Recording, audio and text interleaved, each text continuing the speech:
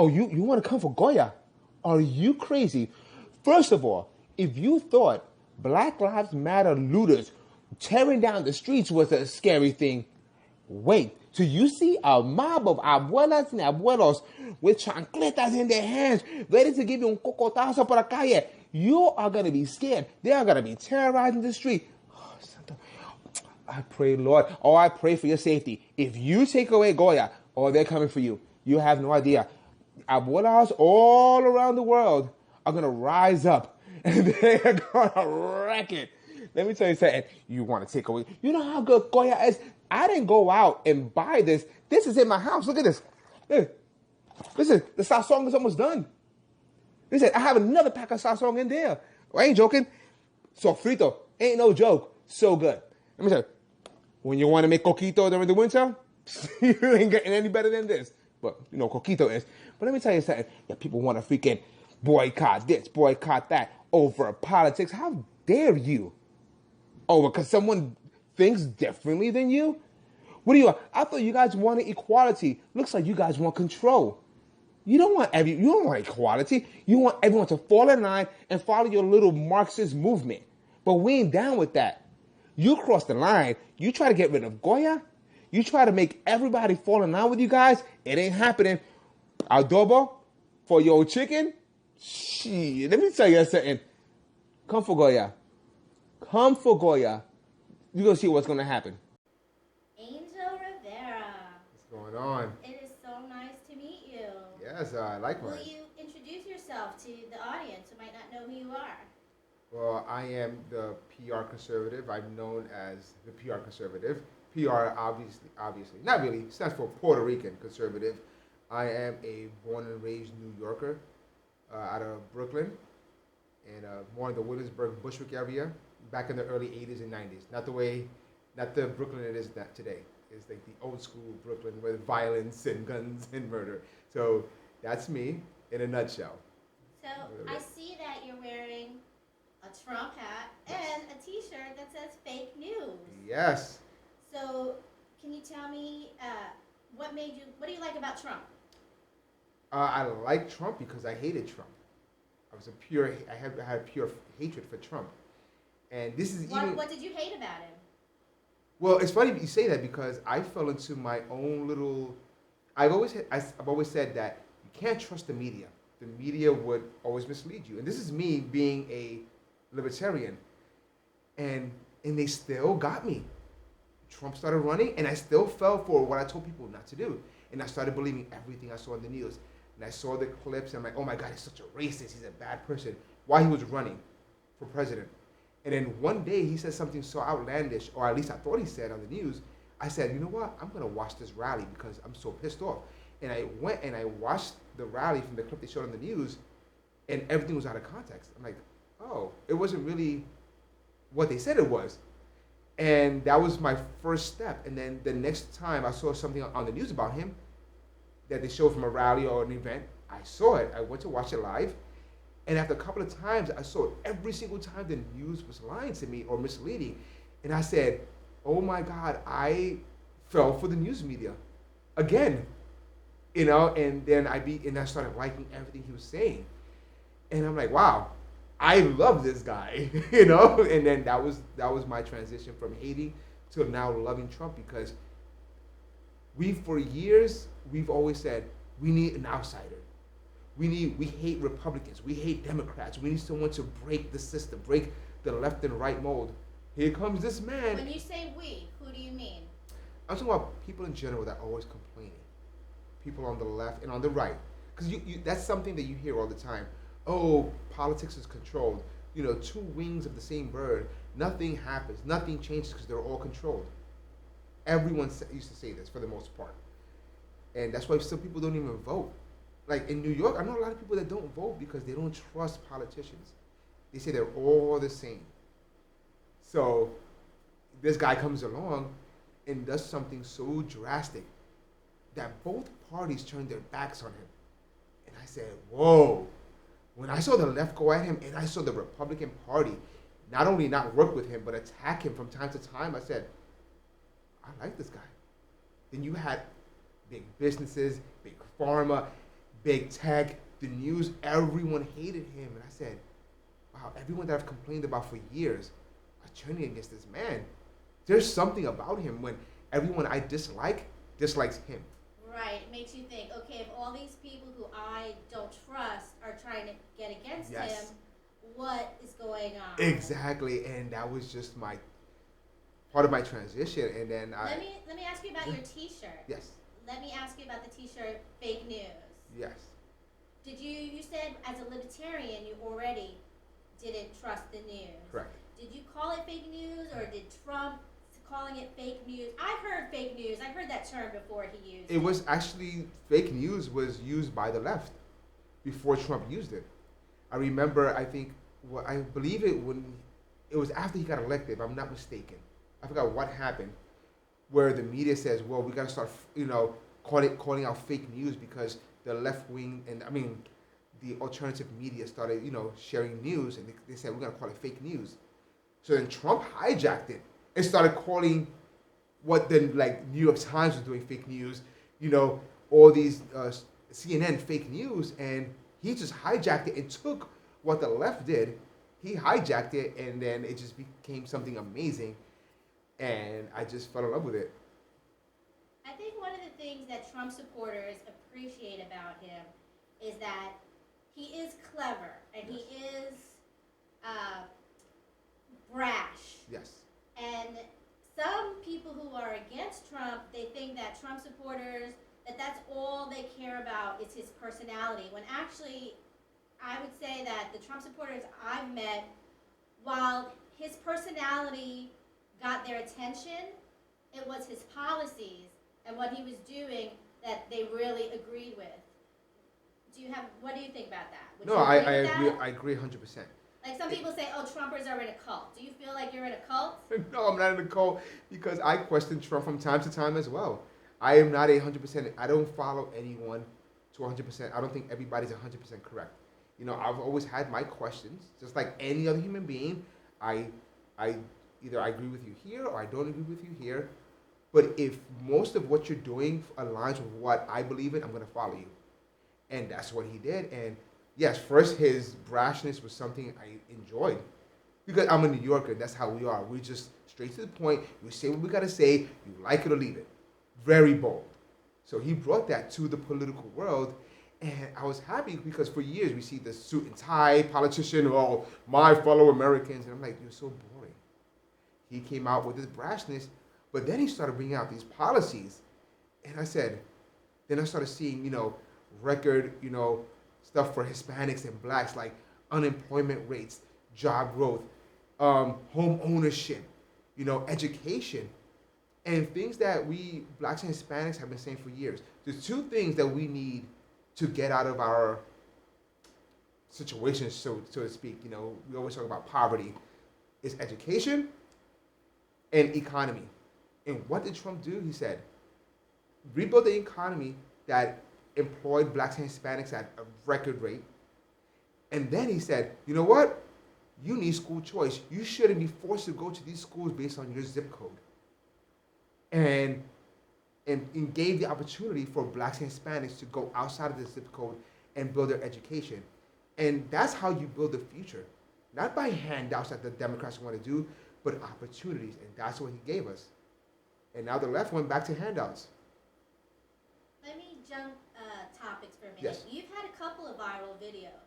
Yes. You had their most recent, biggest viral video was a video where you stuck up for Goya. Yes. But there was also another viral video you had that maybe not as many people know about, where you were with Occupy Wall Street. Is that right? That is true. Can you tell us about that video? That was weird. And then I want to hear about the Goya video. No, I was talking about the Occupy thing that happened, and this was part of my growth. So part of my growth is I saw the Occupy Wall Street thing happen. I went down because initially I thought it was anti-Federal Reserve, anti-big banks, because that was my libertarian leaning. I'm a Ron Paul libertarian. So I went down there for that reason.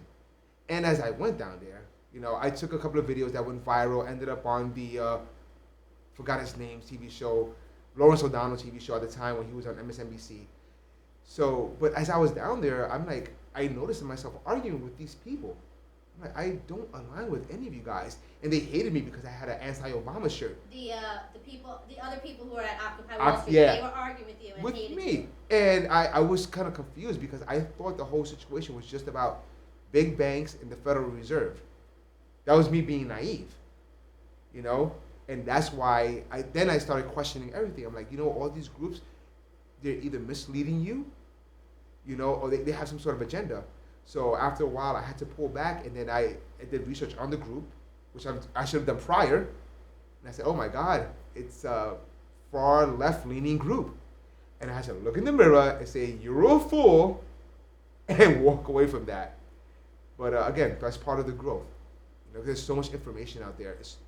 You know, so sometimes you got to pause and take it in and just analyze everything before you take that leap. But wasn't there a video that you did about Occupy Wall Street? Well, it wasn't. I interviewed or something. Oh no, it was a video of. It was just some rallies and some interactions between police and protesters, and it went semi-viral. Like, part of me, like, I feel bad now. Well, tell us what was in the video. I regret even saying it because I feel bad about it. You know, it's one of those regrets I have in my life where I thought I was doing a good thing and I wasn't. You know? Why, you were saying something bad about No. I was just recording. It was something anti-police. Okay. You know, and now I regret that, you know, 100%. You know, I'm like, oh my God, I was so wrong because I looked at the police at one point of view, and I was so wrong on that. And one of my regrets in life was that, and that video went viral with like some police had some rough interactions with a couple of protesters, and you know, so that was one of the things, and to this day it upsets me. I didn't mean to put you on the spot. No, I'm saying it's the truth. This is what to this day it upsets me. You know, that I was a leftist, but I did something. I shared a video that it was putting cops in a bad light. Well, I think it's, you know, one of the reasons I bring it up is it goes to show that when you get new information, you can change your mind. Yeah. You can have an opinion and then find out, oh, well, you know what, I didn't have all the facts, or the facts have changed. Yes. Or, you know, new things have come up, and now I'm able to see that. And I think growth is so important for everyone. Yeah. Whatever political side you're on, whatever way you lean, I think it's so important for people to stay open to growth and information. And maybe you get information and you still stay in the frame of mind you wanted to stay, but at least be open and make an informed decision. And people make mistakes. It's okay to, you know, regrets are just a way to learn, right? It's a learning experience. And that's all it is. And that's one thing I've learned as well. Sometimes, I've said prior, that humans, we are very stubborn.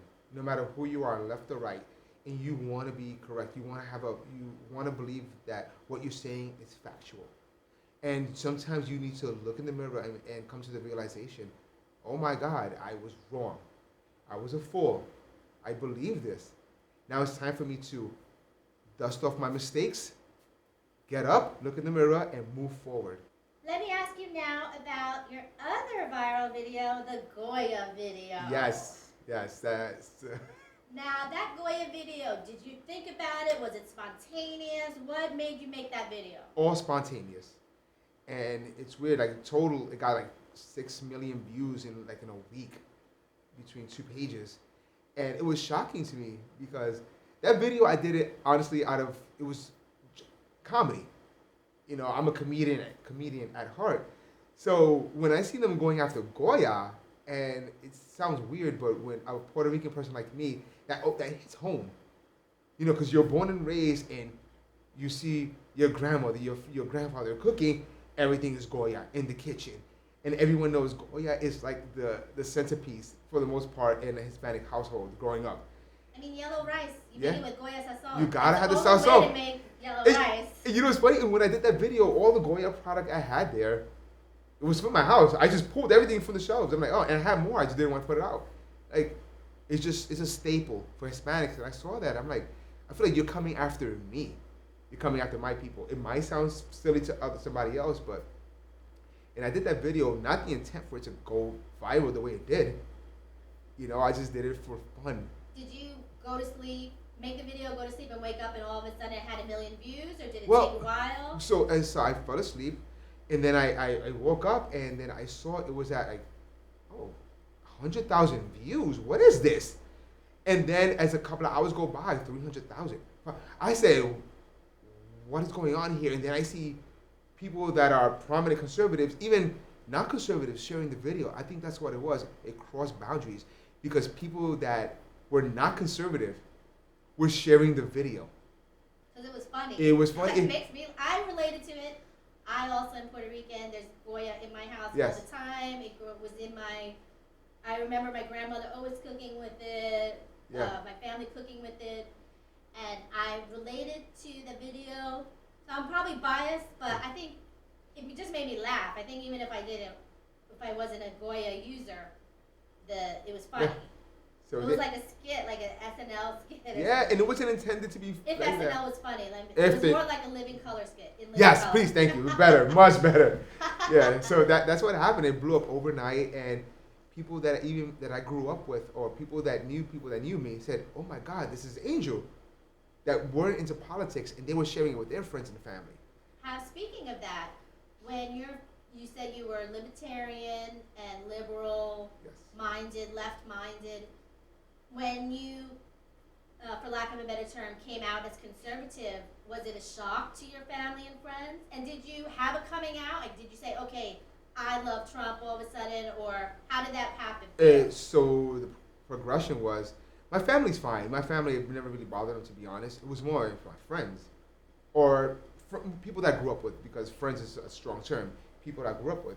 So I grew up in the projects. So growing up in the projects, all I know are Black and Puerto Rican people. That's all I know, or all I knew. So when I posted this on my page, as far as I like Trump, I had people that I grew up with saying, "Oh, I didn't know you were racist." And I looked at these people and I'm like, "Dude, you slept in my house. I slept in your house. We ate each other's food. You know I'm not a racist. Where is this coming from?" So that was the only weird thing, but I don't really care what people think. I never did.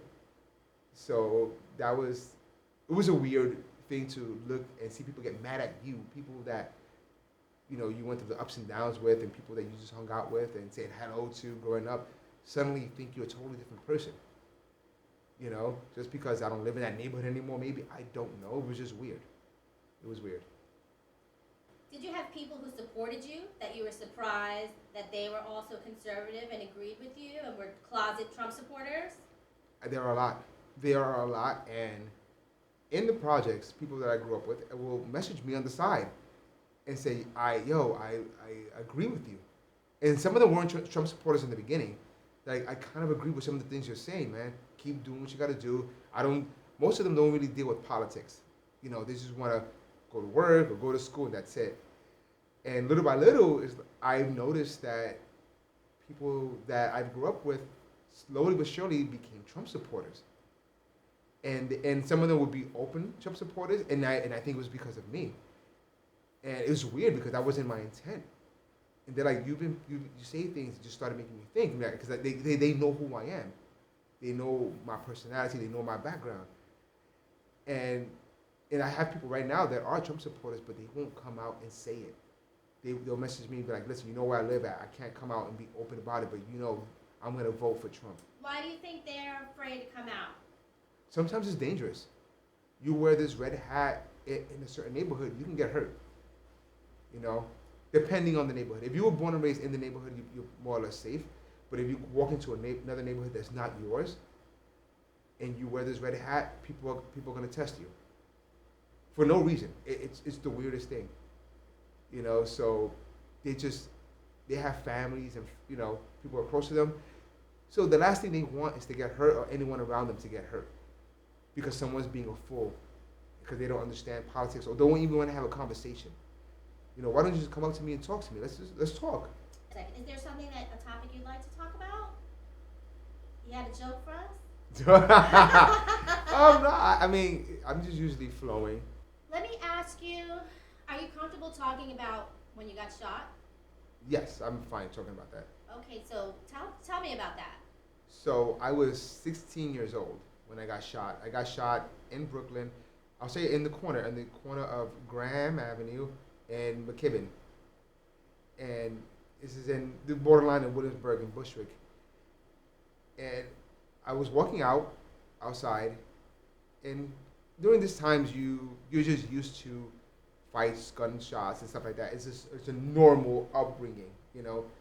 So you know. Really, that's normal. It's normal. So you understand when it's hot outside, when it's not. When I say hot, like you understand where you have a feeling something's gonna happen because you see certain people at certain places, at certain corners, and certain people you've never seen before walking through. You understand that okay, something's about to pop off. I mean, something's about to happen. So you get the vibe. You know, okay, it's kind of hot right now. People are fighting. So as I was walking to the store, remember it was January, it was cold. I was walking to the corner store, and I saw a group of people in the corner. It's a drug spot, but the drug spots are right next to the bodega. So you just have to walk by it. This is what it is. So I'm walking, and I see it, and it's funny. I said, wow, something's about to happen. And as soon as I said that, there was, I guess some other outsiders came over to either take the drugs for them or some sort. I don't know what happened. But there was a shootout. They started shooting, and it was about 15, 16 shots. I got shot because I was an innocent bystander. I was down the block. I think 2 other people died that day. It was just, it was a crazy. And the bullet traveled that far. Well, I was just about 30 yards away, about. So it went through my under my belly button, and it got stuck to my spine. So I hit like this side. So I have nerve damage in my leg because of it. So that's what happened. So again, it was funny because no one thought I was shot because I wasn't bleeding. I was bleeding all internally. No blood came out of me because the bullet didn't exit. It was just pierced on the side of my spine. Is it still inside of you? No, I had another operation to remove it. So I had like 4 months. I had to have a colostomy bag where I used the bathrooms, my stomach, because they did so much damage to my intestines. Wow. So, did they catch the people? I don't know. I don't know. The police never spoke to you? Didn't get your report? I mean, they spoke to me. I had to go to court and just give my perspective of what I saw that day, which was nothing because it was dark. It was late night. I really didn't see anything. And if I did see something, I just couldn't say anything if that was the case because that's just the rules of growing up there. You know, you can't say certain things. You know, right. And then snitches get stitches. Yeah, you just have to bite the bullet in other terms and just take it because if you say something, you have to worry about retaliation on you and your family, depending on who it is. So even though I really didn't see anything, because I couldn't see anything, I just know it was a hot spot. So, but that's about it. But it's a weird thing that, sorry, not to just branch off, but when I hear leftists or people are anti-gun, I'm like, I should have been anti-gun from the beginning. But this was when I was not into politics.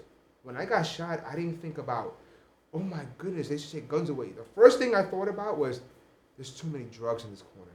There's too much, gangs in this corner. Right. I never once, and this was not about politics, I never once thought about, we need to remove guns.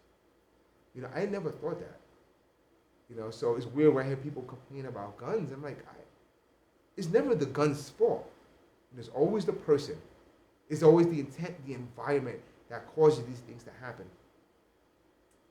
I agree with you. I support the Second Amendment. Right. I support. Do you feel like what you went through makes you feel more bold to come out and say, I'm a Trump supporter, I'm a conservative? And also, let me ask you 2 questions. I find a lot of Trump supporters, they do support him, but it's the conservative values, the conservative movement that they're really interested in. It's not completely all about Trump, but he was the one who put a spotlight on being conservative and conservative values. Yeah, so like you said, a lot of people I know don't even like the man. They love the message. So, and that's a fact. And I don't mind that. As long as the message gets across, as long as the goal is to embolden and strengthen, for me personally, the Black and Hispanic community, because that's what I'm closest to, and he did that, and I'm glad that people are starting to gravitate towards that, even though now Trump is no longer in office. I see he what he did was he left a mark in this country. He did something. He started a movement, which is something you can't do. You cannot do that. You start a movement like that, they will come after you.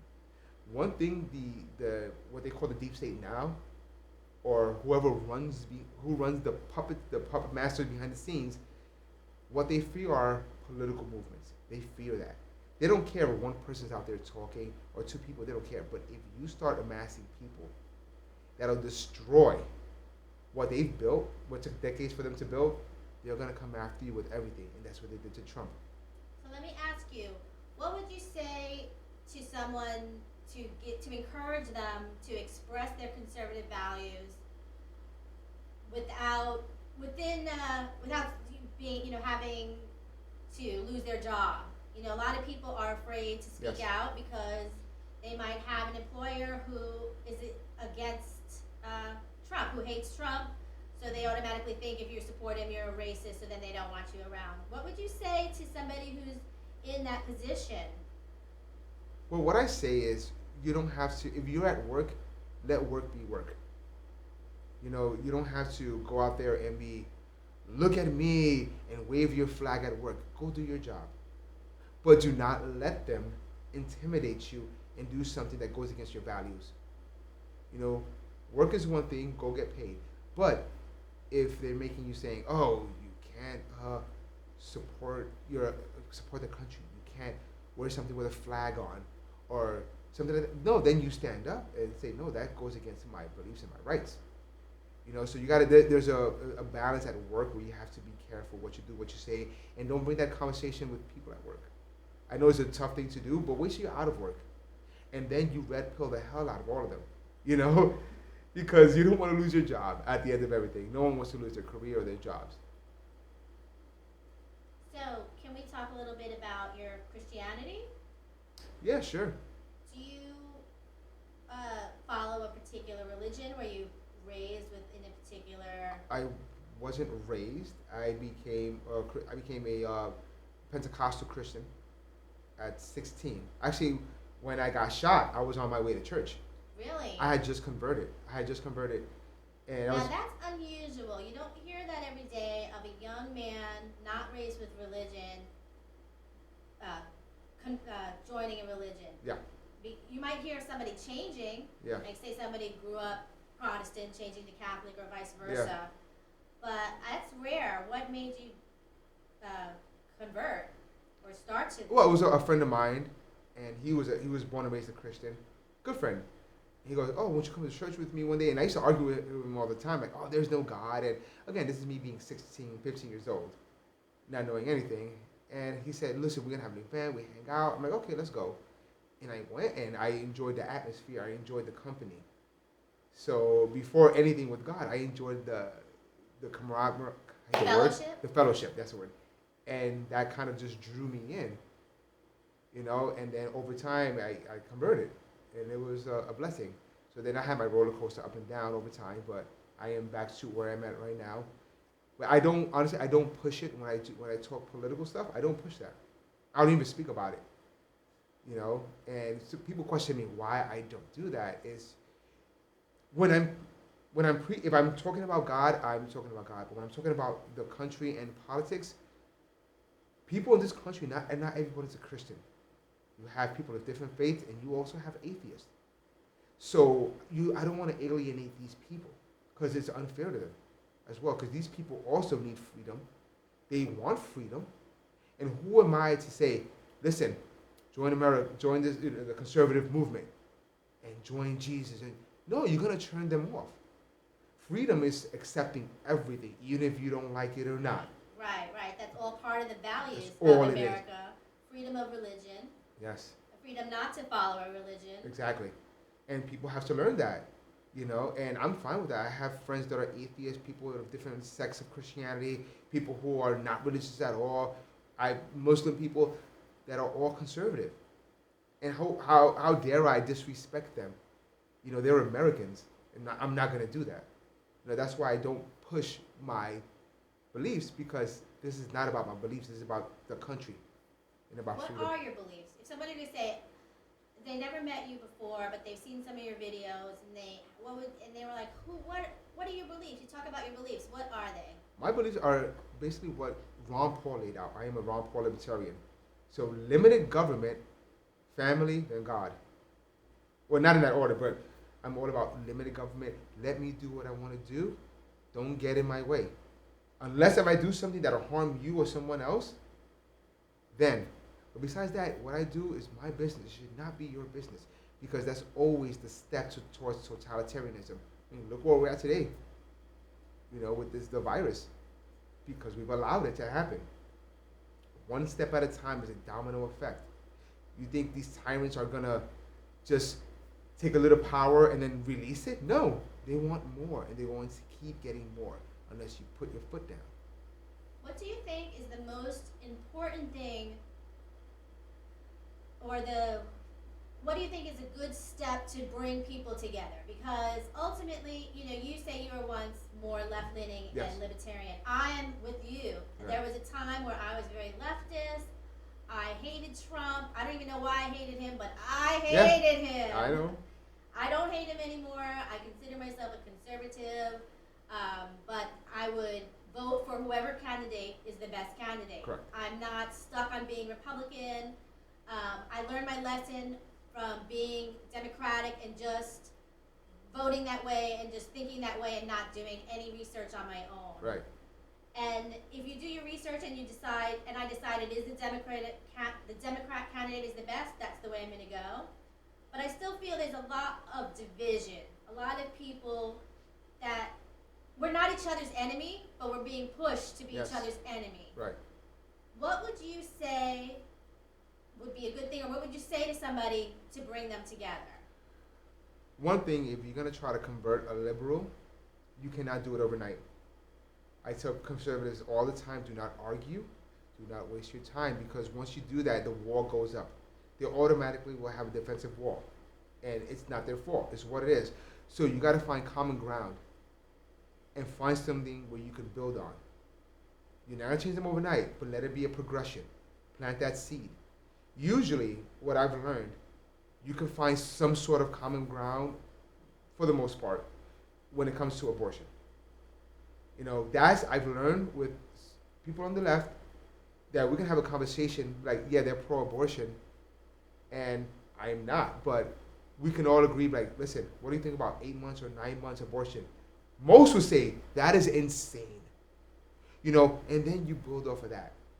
And then you slowly start saying, oh, hey, but why? It's weird that some of these liberal states are not passing laws that you can have an abortion while you're, dilating, while you're having the baby.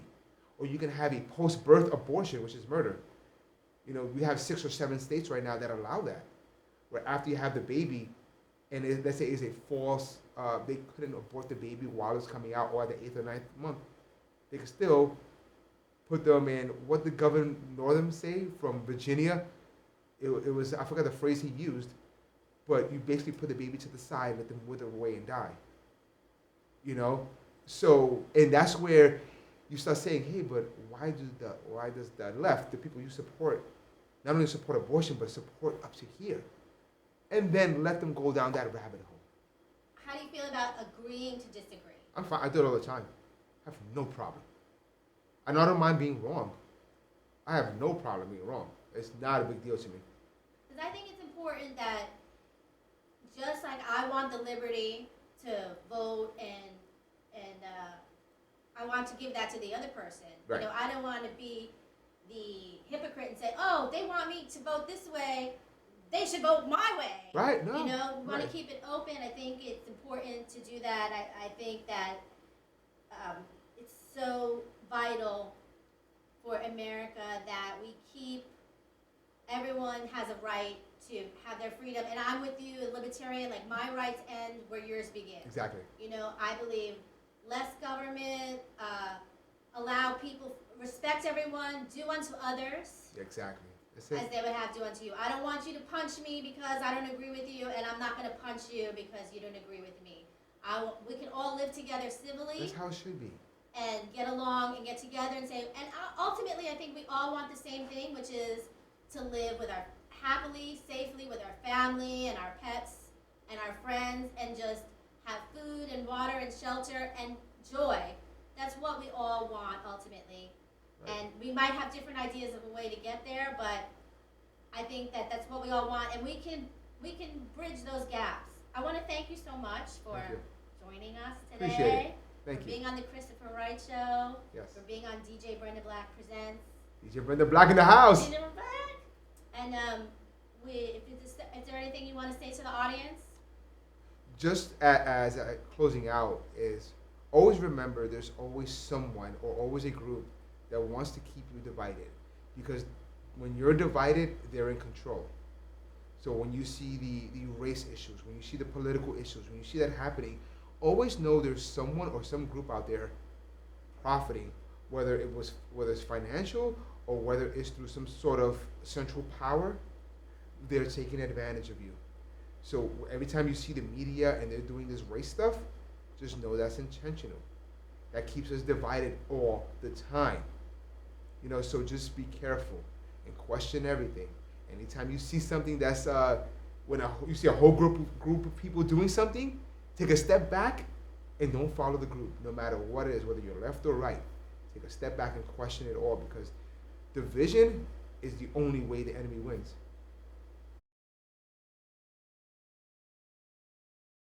To me, the only reason to erase history or censor history is to repeat it. Why would Facebook or any of these social media platforms do this? They did this to me on Facebook.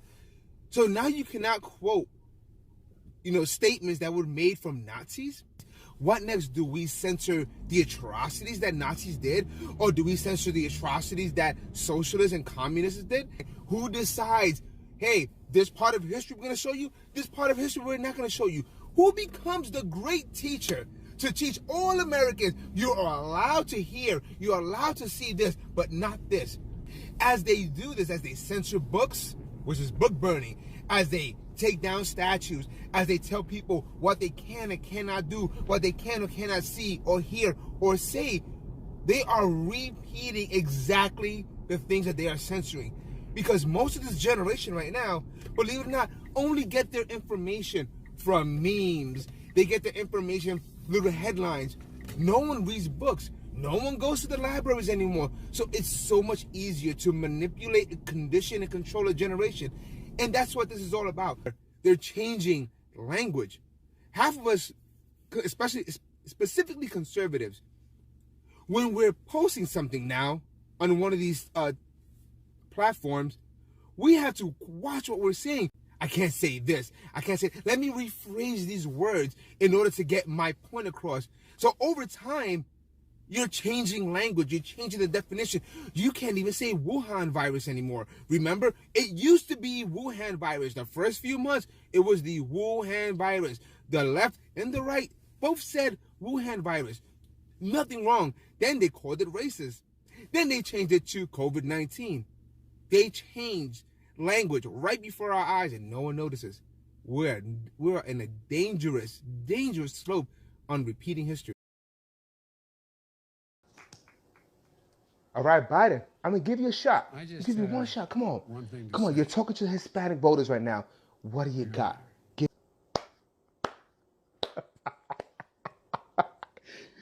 This is the best you could do is play Despacito from the year, I don't know what year that song came out of. So you think Hispanics, I can't even get my, you think Hispanics and Latinos that we're so dumb that we're going to vote for a man just because he plays a half Spanish song? That's probably the one with Justin Bieber in it. I don't know. This is the greatest thing I've ever seen in my life. First of all, that's worse.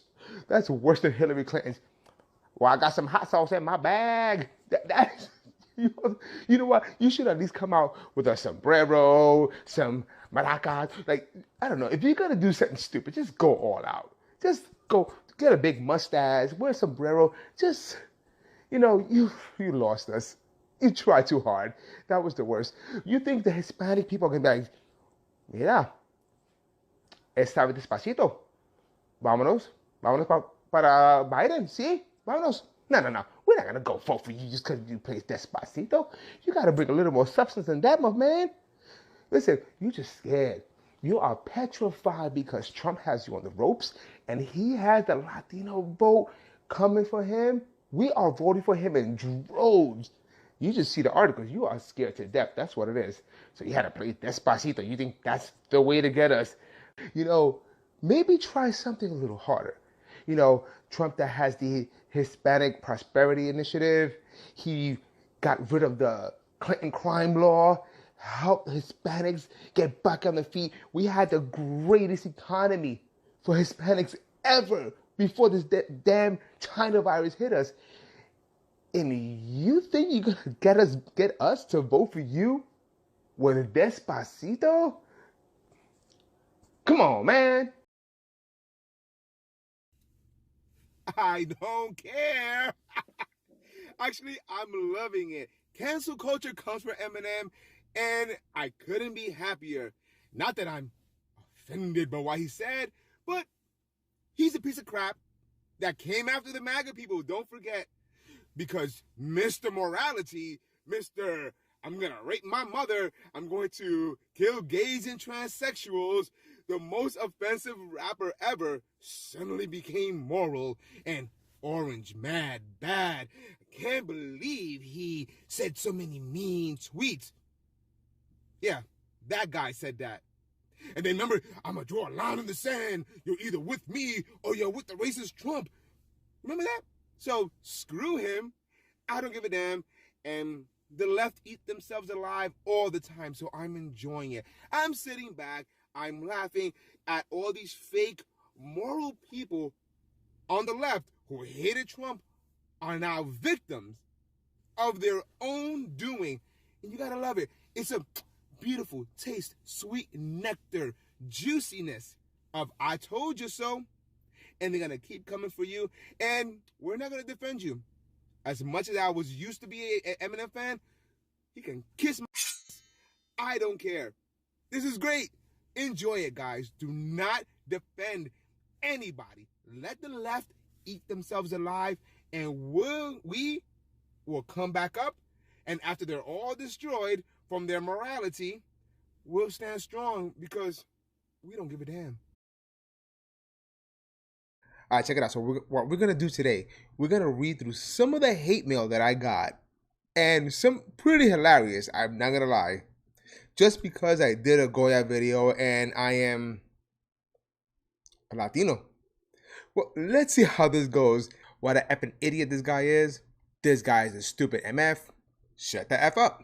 Stupid Trumper. Stupid. So F you. Stupid. Idiot. What an idiot. Guess I'm a clown. How much is Goya paying you for posting this? Have dignity. First of all, why do people think I'm getting Goya money?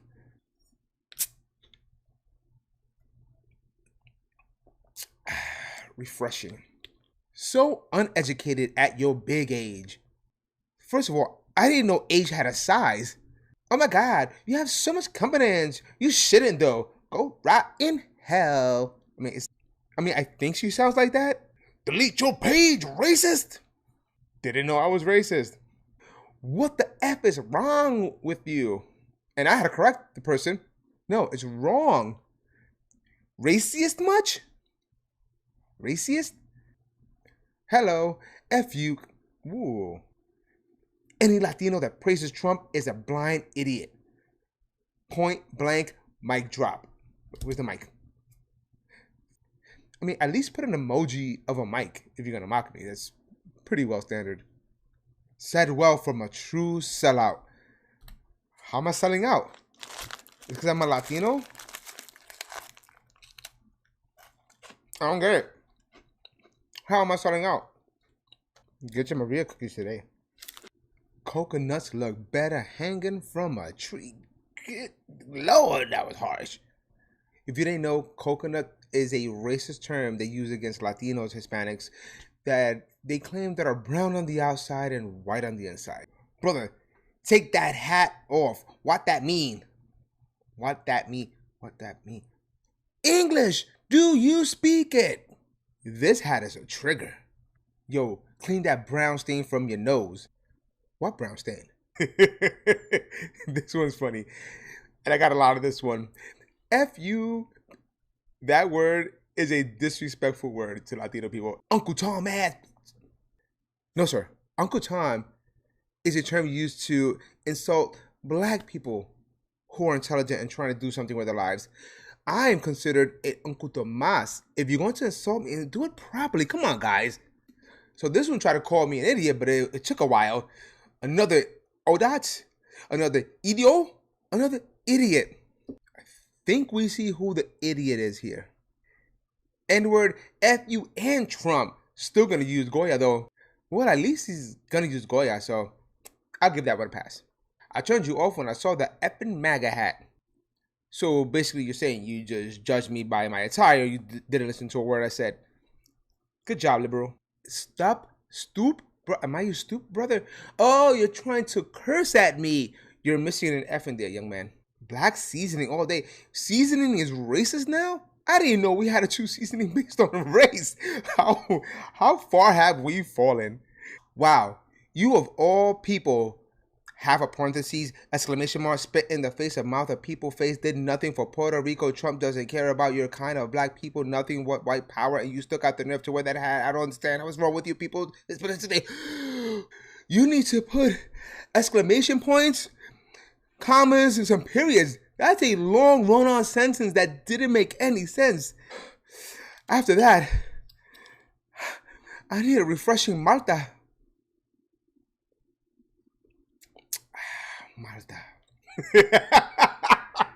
Man, Goya, may you get high blood pressure. Tell this guy to shut the F up. You already did. You can't ask for an uglier mustache. I think my mustache is sexier. Ladies. We don't accept breeds like him to call himself a Mexican. When in God's name did I call myself a Mexican? And that's pretty racist to assume that every Latino person is a Mexican. I'm Puerto Rican. And how do you support Trump, who does not want brown people in this country? He doesn't? Shut the F up, you damn Sam. You damn Sam. The hell does that mean? You think Trump gives a about Latinos? I mean, well, he did sign the Hispanic Prosperity Initiative. Look at all the white people laughing at you. You're an idiot. You guys are laughing at me? Trump is an idiot that wants to sell Puerto Rico and Goya together. Well, that's news to me. I didn't know Trump wanted to sell Puerto Rico and Goya. That's a great bundle deal. If you are a Trump supporter, you're full of, especially if you are Hispanic. Shame on you. All my Hispanic Latinos for Trump, how dare you? Talking all that crap. Wait, what crap did I talk? Just wait till one of your so-called friends and Trump supporters tell you to go back to Mexico in your PR pinche Latino perdido. Why would I go back to Mexico again? I'm Puerto Rican, you racist piece. You sound dumb as hell. Go ahead. Support someone who enjoys putting your families in cages. If you don't care, why should I? My family are in bedrooms right now. Won't buy any of this, you idiot. And Goya is disgusting, by the way. No, maybe you just don't know how to cook. Oh, this one's crazy. Latinos for Trump is like Jews for Hitler. I mean, I don't think we've seen any Latinos pushed up against carts with guns to their back. Oh, wait. Sounds like something Democrats would do. Just say. Since Democrats are socialists and Hitler was a socialist. Cooking a sellout. Brown on the outside, white on the inside. Didn't know. Attention seeking. Well, thank you for giving me the attention, sir. I appreciate it kindly. What an idiot. His horrible Spanish and English too. Nah, mama, that's called Spanglish. That's how we do it in Brooklyn. His voice sounds like he's choking on corn syrup. Brown shirt. Now I'm a Nazi. You are an embarrassment to the human race. Have a nice day, you racist piece of So guys, that was some of the hate messages and comments that I got. When I say I got tons more, I didn't want to bore you, but this was just some of them. They were hilarious. I enjoyed it. Please don't feel bad. This is comedy to me. I enjoy. I think it's the funniest thing in the world. The nation's first reparations program for African Americans was approved overnight in Illinois. That's right, people. Reparations are happening. Ooh, with these housing grants, Black Americans can finally fulfill their lifelong dreams of gentrifying a white neighborhood. You're looking at the record of the ship that brought your ancestor to America. That is the moment that ancestor arrived. Your ancestor arrived in Boston along with nearly 300 other men, and they all had one thing in common. What? The Scots have not been sold for slaves to perpetual servitude, but for 6 or 7 or 8 years. You ever think you possibly could have been descended from a slave? No.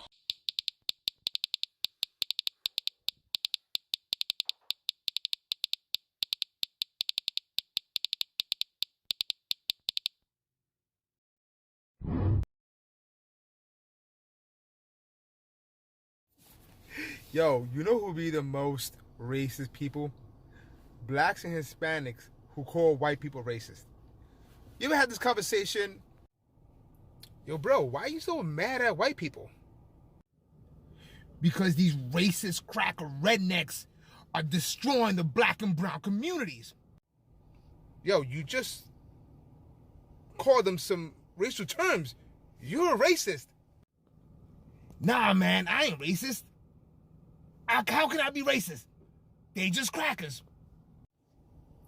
Yeah, man, that's racist. The moral of the story is, don't be calling people racist when you are the racist. If you want to fix racism in this country, look in the damn mirror. It's that simple.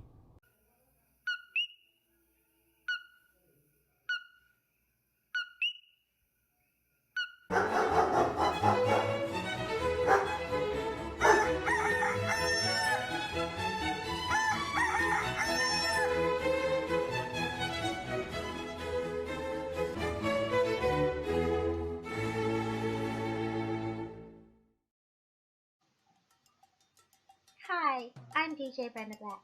This is my hair. How's my hair look? So listen, thank you so much for watching. Could you please like, share, subscribe, and follow me on all my streaming platforms and social media. This helps me to help foster kids and shelter pets and wildlife. Thank you so much. God bless.